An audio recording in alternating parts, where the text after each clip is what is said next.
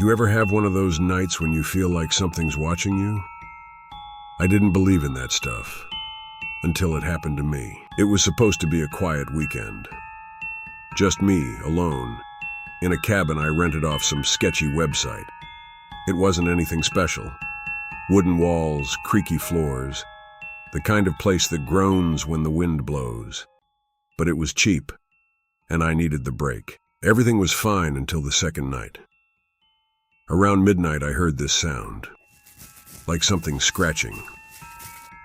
At first, I thought it was a tree branch scraping the window, but there were no trees near that side of the cabin. The scratching got louder, more frantic. It sounded like it was right behind me inside the walls. I grabbed a flashlight, trying to convince myself it was nothing. But the moment I turned it on, the light flickered, dimming to almost nothing. That's when I noticed the temperature dropped. You ever feel a chill so deep it grips your bones? That's what it felt like. I shined the flashlight toward the wall, and that's when I saw it. A shadow. No, not a shadow. A figure. Thin, gaunt, crawling across the wall like it was part of it. Its movements jagged and unnatural. Its face twisted into something wrong. My heart pounded in my chest. Every instinct screamed to run, but I couldn't move. Every second felt like an hour as I watched it creep closer, its hollow eyes fixed on me, and then it vanished, like it was never there. I backed away, trembling, telling myself it was just a trick of the light. But as I turned to leave the room, the door slammed shut. No wind, no movement, just the door slamming like someone, or something, was inside with me. I ran to the window, desperate for an escape. That's when I saw them. Dozens of them. Shadowy figures standing in the woods, completely still. Just watching. Their faces were twisted, their limbs bent in unnatural ways. And the scratching sound, it started again. This time, from the ceiling. My throat went dry, my hands shaking as I backed into the corner of the room. The shadows on the ceiling began to move, slowly creeping toward me. I could hear whispers now, but they weren't words. They were sounds. Low, guttural, like something ancient trying to communicate. Suddenly, the light from the flashlight flickered and died. Complete darkness swallowed the room. I felt something brush past my arm, cold and rough, like the skin of something that shouldn't exist. My breathing was the only sound I could hear, until it wasn't. Footsteps. Slow.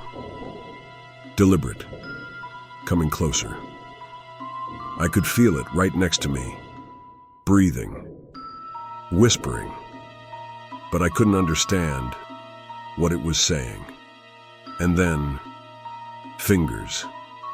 Cold, bony fingers wrapped around my wrist. I ripped my hand away, stumbling backward into something soft.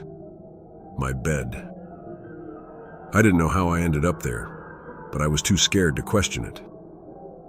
My body shook uncontrollably as I pulled the covers over my head, like a child, hoping it would protect me. But the scratching, the footsteps, the whispers, they wouldn't stop. I peeked out just for a second and saw them standing around the bed. Their faces, I'll never forget their faces. They were close now, too close. Their eyes hollow, their mouths stretched in twisted grins. And one of them, it reached out for me, its hand like smoke, but solid enough to feel. I bolted out of the bed, running to the door, yanking at the handle, desperate to escape. But the door wouldn't open. The figures were closing in now, their whispers turning into screeches. My vision blurred, my head spinning. And that's when I saw it. The mirror across the room reflected nothing.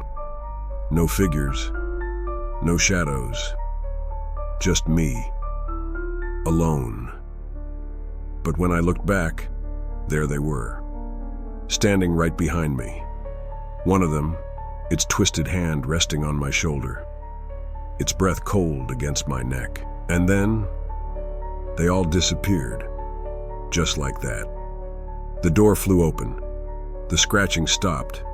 The whispers silenced. But I couldn't move. My mind kept screaming that they were still there, watching, waiting. I don't know what I saw that night, but it's never left me. Every time I'm alone, every time I hear a creak in the floorboards, I feel it. The shadows, they never really went away. And sometimes, when the room is quiet, I swear I can still hear that scratching.